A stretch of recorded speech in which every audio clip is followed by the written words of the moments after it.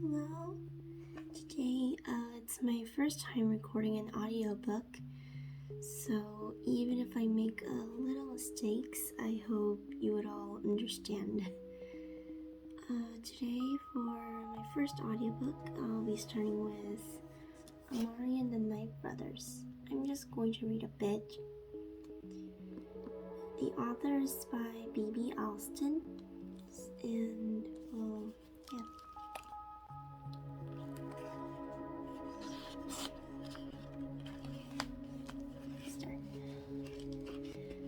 I'm sitting in the principal's office again. In the hallway, on the other side of the glass door, Principal Murray is getting an earful from Emily Grant's mom. With all those wild hand gestures, you think I did a lot more than give her stuck-up little Miss Princess Daughter a tiny shove. Emily got up in my face, not the other way around. It was my fault she lost her balance and fell on her butt in front of everybody. Emily stands behind her mom, surrounded by her squad. They covered their mouths and whisper, eyeing me through the door like they can't wait to catch me alone. I lean back in my chair, out of view. You really did it this time, Amari.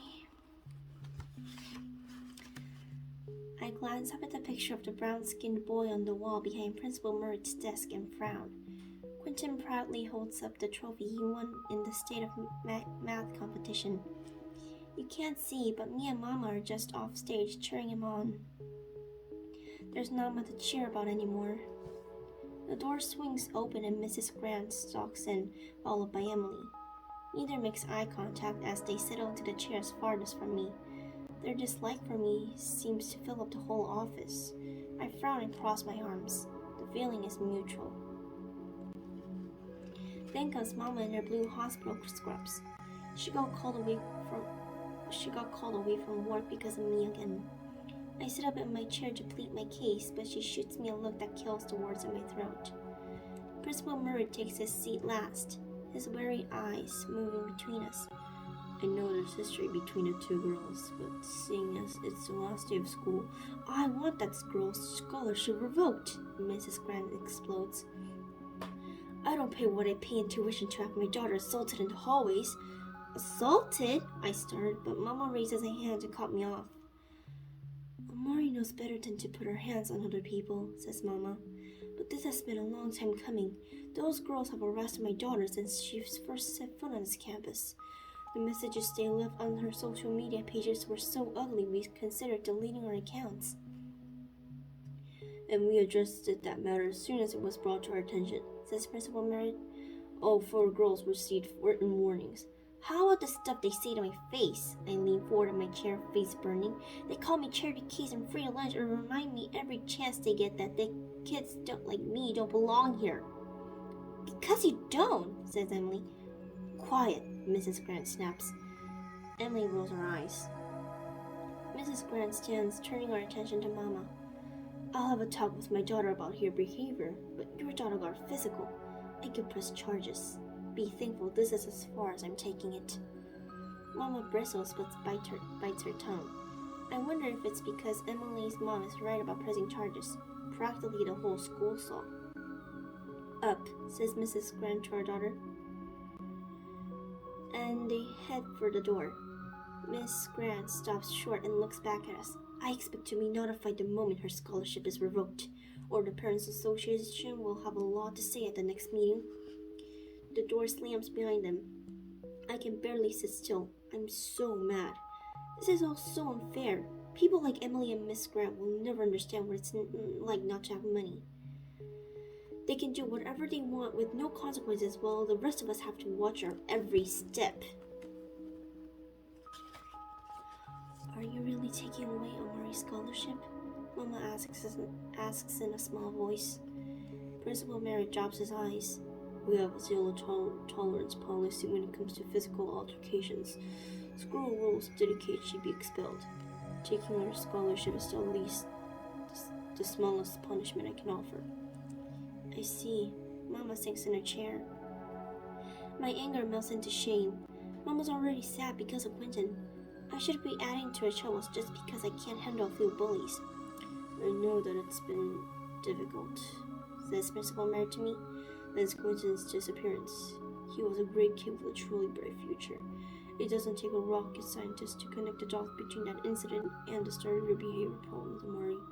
I can arrange for you to talk to a counselor, free of charge. I don't need a counselor, I interrupt.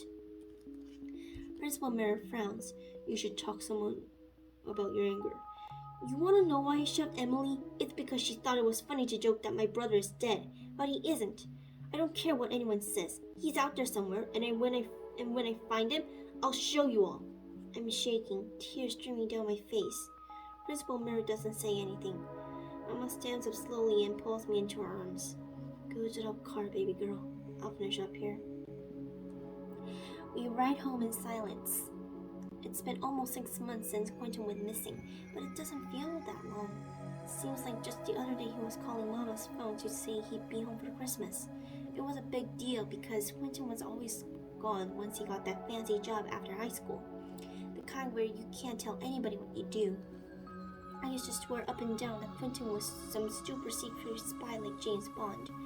But he would just give me this little smirk and say, "You're wrong, but you're not totally wrong." Whenever I tried to get more out of him, he'd just laugh and promise to tell me when I got older. See, Quentin is smart. He graduated valedictorian from Jefferson Academy and got full scholarship offers from 2 Ivy League schools. He turned them both down to work for whoever he was working for. When he went missing, I was sure his secret job had something to do with it, or at least that somebody who worked with him might know what happened. But when we told the detectives about his job, they looked at me and Mama like we were crazy. They had the nerve to tell us that, as far as they could tell, Quentin was unemployed, that there were no tax records to indicate that he ever had a job of any kind. But that just didn't make sense. He'd never lie about something like that. When Mama told them he used to send money home to help out with bills, the detectives suggested that Quentin might be involved in something he didn't want us to know about, something illegal. That's always what people think when you come from the wood, aka the Rosewood Law Income Housing Projects. The car rattles as we pass over the railroad tracks, letting me know we're in my neighborhood now. I'm not going to lie. It feels different coming back here after being on the other side of town. It's like the world is brighter from around Jefferson Academy and all those big, colorful houses that surround it. Where I'm from feels gray in comparison. We pass liquor stores and pawn shops, and I see D-boys leaning up against street signs, mean mugging like they own the whole world. Jaden, a boy I knew in elementary school, stands with a bunch of older boys, a big gold chain around his neck. He recognizes the car and shoots me a grin as we pass.